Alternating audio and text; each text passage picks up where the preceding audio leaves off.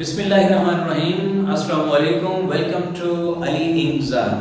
और हम लोग आप अच्छी तरह से जानते हो कि इस चैनल के थ्रू आप लोगों को वेरीफाइड रिसर्च बेस्ड वीडियोस भेजते हैं और सबसे बड़ा मकसद ये होता है कि आपकी इंग्लिश इंप्रूव हो और लैंग्वेज लर्निंग में अगर आपको कोई भी प्रॉब्लम होता है तो you can tackle that very problem by own self. अगर आप सिर्फ इस वीडियो को देख लेंगे तो आपको शायद बहुत सारे ऐसे मसाइल जो आर्टिकल के हवाले से लोगों को बहुत देर तक भी समझ नहीं आते, आपको आराम से समझ में आ जाएगा और आप इसको दूसरे लोगों को बताएंगे भी।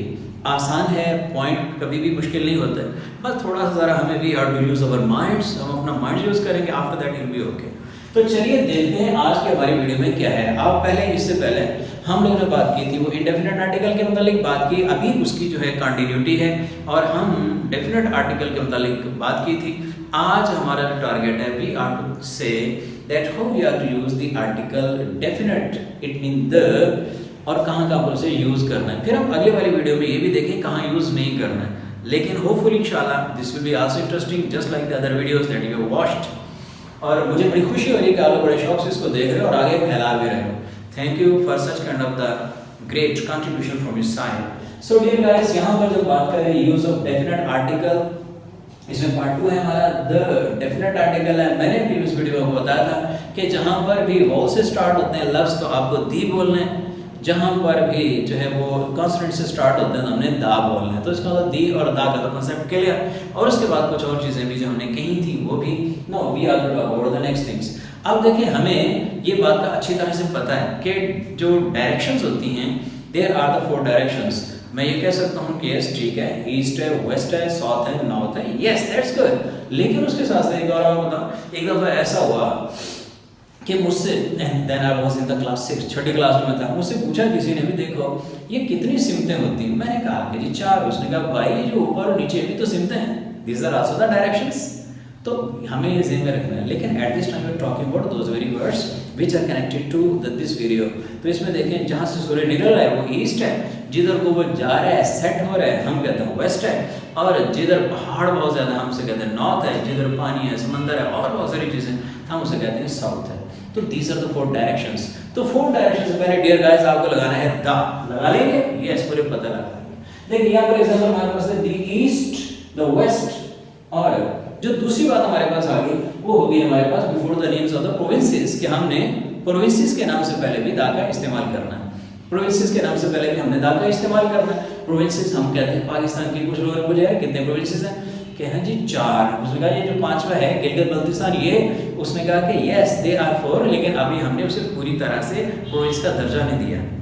चले तो 4 प्रोविंसेस हैं, तो हम क्या करेंगे बोला कि अल्लाह दा बिफोर द, जैसे द पंजाब, जैसे द सिंध, जैसे द केपीके, जैसे the Balochistan. So we are to say that these are, this is the second thing that we are to apply over here. तो अब इसके बाद आ गया बिफोर द माउंटेन रेंज। एक होती पहाड़ी, K2 शेटू, ये पहाड़ी है, जैसे पाकिस्तान में K2 कराकोरम 2 सबसे मतलब दूसरे दर्जे पे पहाड़ी, एक बड़ी पहाड़ी है उसको हम कह रहे हैं। लेकिन पहाड़ों के नाम से पहले हम नहीं लगाते, मिसाल के तौर पर K2 से पहले, माउंट एवरेस्ट से पहले, या फिर आप कहते हैं कि अलास्का, जो डिफरेंट है हमारे पास, तो उनसे पहले हमने दा का इस्तेमाल नहीं करना। दा का इस्तेमाल कहाँ करना, जहाँ पर माउंटेन रेंज होगी। माउंटेन रेंज कैसे, जैसे कि मतलब हम देखते हैं कि डेरा गाजी खान से आगे को सुलेमान है, तो ये माउंटेन रेंज है। इसी तरह से जब हम बात करते हैं माउंटेन रेंज के हवाले से, तो मजीद माउंटेन रेंज कहाँ पे नजर आती है, जैसे हिमालय, जैसे को हिंदुकश, जैसे केरथर को केरथर।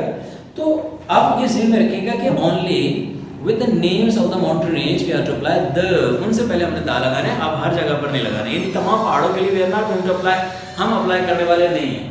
हम अप्लाई कहाँ पर करेंगे, बिफोर द माउंटेन रेंज, जैसे द हिमालय, जैसे the Karakoram. Yes dear guys, अब हम चलते हैं इससे आगे।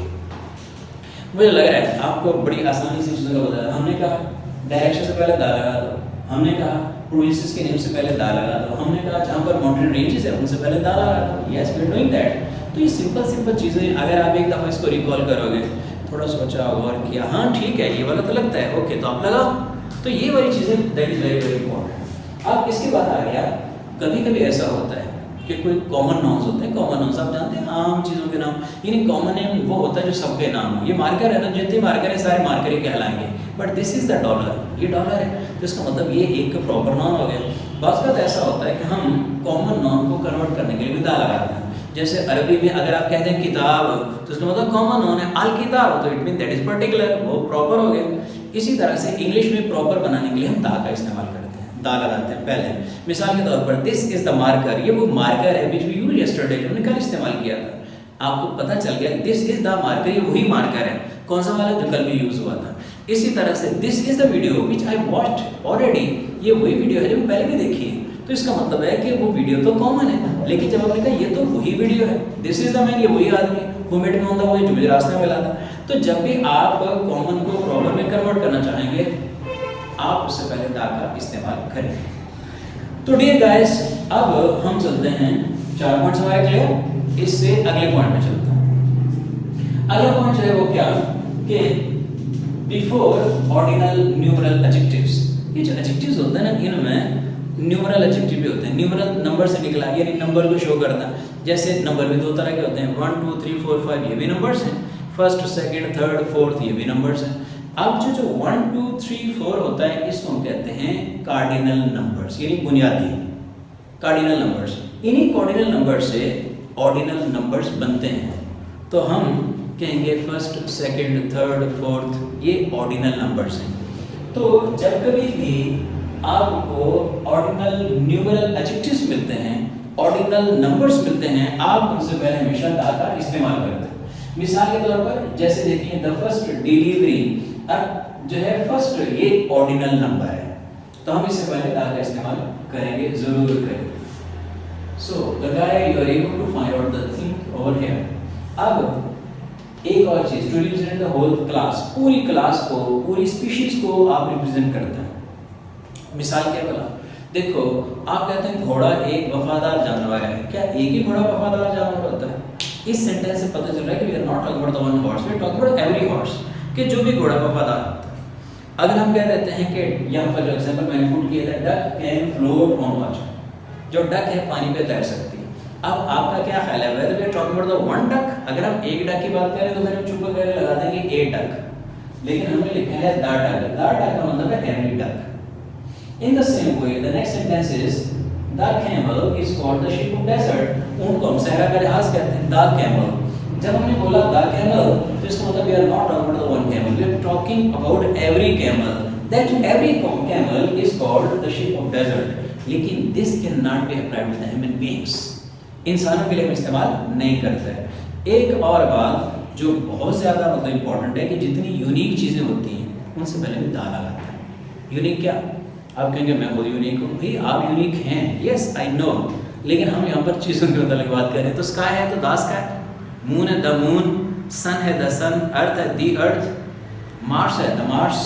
तो आप जब भी यूनिक चीज़ें उनसे पहले दा का इस्तेमाल करते हैं, लेकिन ख्याल रहे कि अल्लाह भी यूनिक है, तो हम कभी नहीं कहते the God is one, we always say God is one, God से पहले भी दा नहीं लगा रहे।